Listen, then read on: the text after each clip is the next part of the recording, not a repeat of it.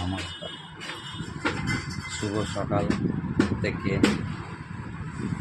আজকে আমি একটা ছোট টপিক নিয়ে আমি আলোচনা করছি, যেটা গতকালকেও আমি একটা ছোট ভিডিও বানিয়েছিলাম। বাট আমি যেখানে ছিলাম সেই জায়গাটা ভিডিও বানানোর মতো যেহেতু ছিল না যদিও, তবু আমার কাছে একটা প্রমাণ আছে। সেই প্রমাণ সাপেক্ষে আমি ভিডিওটা বানিয়েছিলাম অন্নপূর্ণা ভাণ্ডারের জন্য। যে দীর্ঘদিন যাবৎ অপেক্ষায় থাকার পরে অন্নপূর্ণা ভাণ্ডারে যে সমস্ত আবেদনকারী তাদের একটা সুন্দর দিন কালকে ছিল, পরশু 1 তারিখ নাগাদ। 1 তারিখ তো দিয়ে দিয়েছে টাকা সকলকে, কারণ তার আগেই মুখ্যমন্ত্রী তার বলেছিলেন যে 1 তারিখের মধ্যে টাকা পেমেন্ট করে দেবেন। যদিও এর আগে বিভিন্নবার এই ধরনের আলোচনা হয়েছিল, বাট তিনি বলেছিলেন, বাট সেটা সফল হয়নি। যাই হোক, তিনি তার প্রচেষ্টা সম্পূর্ণ করতে পেরেছেন, এটা সকলের খুশির খবর। এবং ম্যাক্সিমামই টাকা দিয়ে দিয়েছেন অন্নপূর্ণা ভাণ্ডারে। কিছু এখনও পর্যন্ত বাকি আছে, আই থিঙ্ক সকলকে পেমেন্ট করতে পারেনি, এবং সেটা তিনি তার একটা সাংবাদিক সম্মেলন করে বলেছেন, যেগুলো এখনও পর্যন্ত কিছু প্রসেসিং বাকি আছে, ভেরিফিকেশান হয়নি, সেগুলো বাদ আছে। ভাবনার কোনো কিছু নেই, আশা করছি সকলকে ওগুলোও দিয়ে দেবে খুব তাড়াতাড়ি। এবং যারা আবেদন করেনি তাদেরকে নতুন করে আবেদন করার জন্য আরও 2 মাস সময় দিয়েছে, খুবই ভালো খবর। কিন্তু এখানে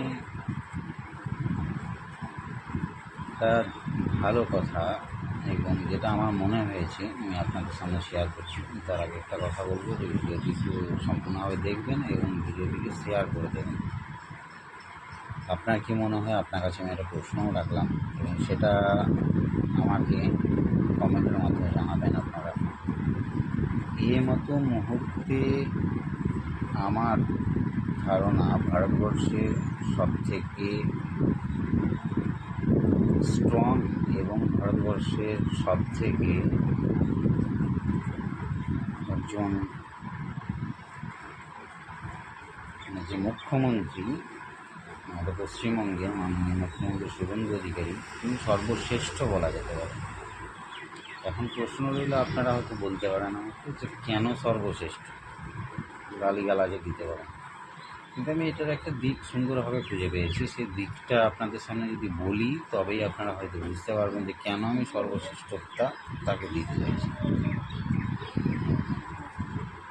কী মনে হয়, সর্বশ্রেষ্ঠ মুখ্যমন্ত্রীর তকমা পাওয়া শুভেন্দু অধিকারী মহাশয়ের কি উচিত?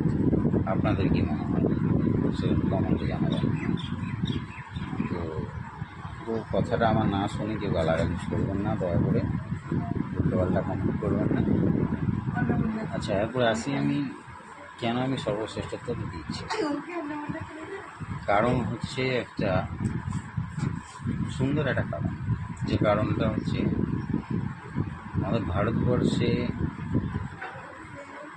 যে সমস্ত বাকি রাজ্যগুলো আছে, ম্যাক্সিমাম রাজ্য আমাদের বিজেপি শাসিত, অর্থাৎ সেন্ট্রাল গভর্নমেন্ট, যে কেন্দ্র সরকার যে বিজেপি শাসিত আমাদের সরকার চলছে, সেটা ম্যাক্সিমাম রাজ্যে আমাদের কিন্তু বিজেপি শাসিত রাজ্য আছে। সেই সমস্ত রাজ্যে একাধিকবার প্রধানমন্ত্রী এবং তার সহযোগীরা যারা আছেন যতবার ক্যাম্পিংয়ে গেছেন, সেখানে যারা মুখ্যমন্ত্রী তাদেরকে দেওয়া হয়েছে, তারাও বিভিন্ন ধরনের প্রতিশ্রুতি কিন্তু ইলেকশনের আগে প্রত্যেকটা মানুষকে দিয়েছে, যেটা সমীক্ষায় উঠে এসেছে বা দেখা গেছে। সেই সমস্ত একটা প্রতিশ্রুতিও কিন্তু সেই মুখ্যমন্ত্রী পালন করতে পারেন, সেই রাজ্যের মুখ্যমন্ত্রী। যদিও কথাটা খারাপ লাগতে পারে, বাট এটা বাস্তব কথা।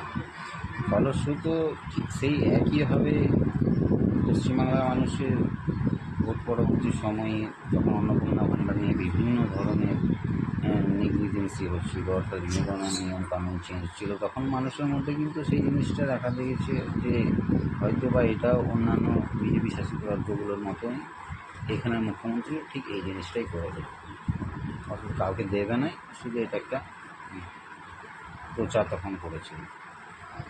কিন্তু সারা ভারতবর্ষের প্রত্যেকটা মুখ্যমন্ত্রীকে ছাপিয়ে গিয়ে পশ্চিমবঙ্গের মাননীয় মুখ্যমন্ত্রী শুভেন্দু অধিকারী কিন্তু কেন্দ্রীয় সরকারের কাছ থেকে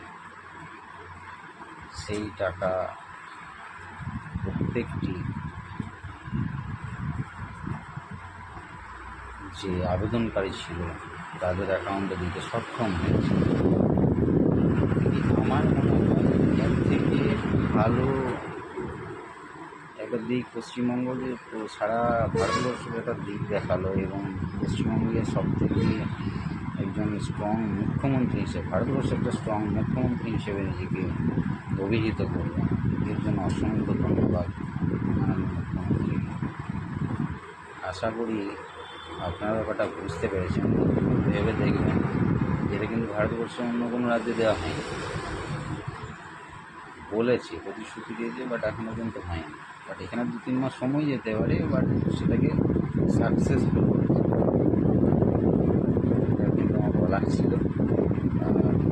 যদি আপনাদের মনে হয়, আমার সাথে যদি আপনারা সহমত হন, তাহলে অবশ্যই কমেন্ট করে জানাবেন, এবং ভিডিওটি বেশি বেশি শেয়ার করবেন যাতে সকলের কাছে পৌঁছায়।